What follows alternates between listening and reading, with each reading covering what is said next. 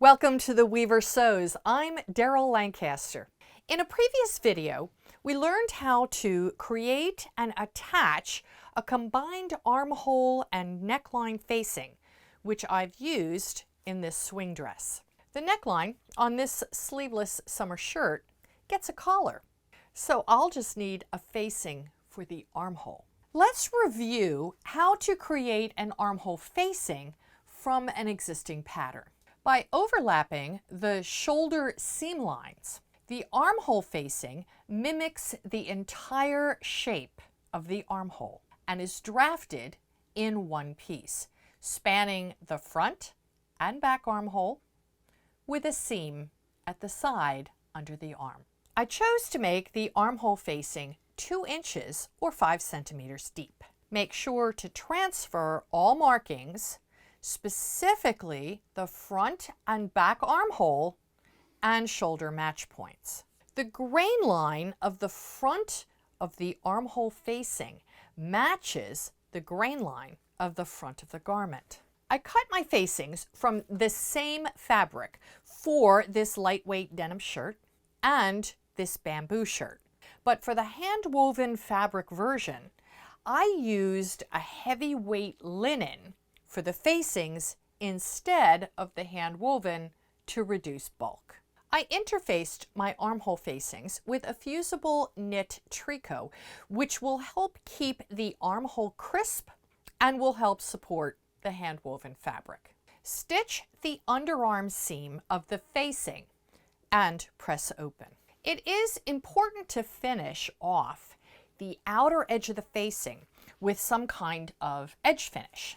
Since this is a shirt and not an unlined jacket, the inside doesn't have to be as flawless, just tidy and secure. On this bamboo shirt, I serged around the outer edge of the facing. On this hand-woven shirt, I used a strip of bias cut nylon tricot to create a tidy finish. I've used that same seam finish for the seams. I've covered the application of bias cut nylon tricot in a separate video. To attach the facing to the armhole, first, make sure you have the correct facing with the correct armhole. Look for the double dot or match point to indicate the back of the facing and line it up right sides together with the back of the armhole. With right sides together, pin the armhole facing to the armhole, matching shoulders, front and back armhole match points, and the underarm. Remember, pin what you know and make the rest fit.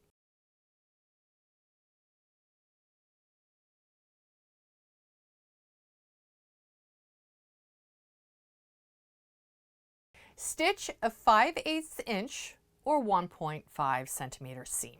Reduce bulk by grading the seam allowances. Trim the facing seam allowance to 1/4 inch or 6 millimeter, and the armhole seam allowance to 3/8 inch or 1 centimeter. Clip the seam allowances so they spread better when the facing is turned towards the inside. Before pressing, it is important to add a line of stitching that helps to keep the facing from rolling out. This is called understitching, and it is a very necessary part of constructing a facing. From the right side, open out the facing and push all the seam allowances towards the facing, away from the garment. Feel for them underneath. Starting at the underarm, stitch close to the ditch of the armhole seam on the facing through all layers. This stitching won't be seen once the facing is pressed towards the inside. Turn the facing towards the inside of the armhole and give the facing a good press. Use a tailor's ham to help support the armhole. To keep the facing from rolling to the outside, a common issue with armhole facings, anchor the facing at the shoulder and underarm seams. In addition, use a blind catch stitch behind the outer edge of the facing to keep it anchored to the front of the garment.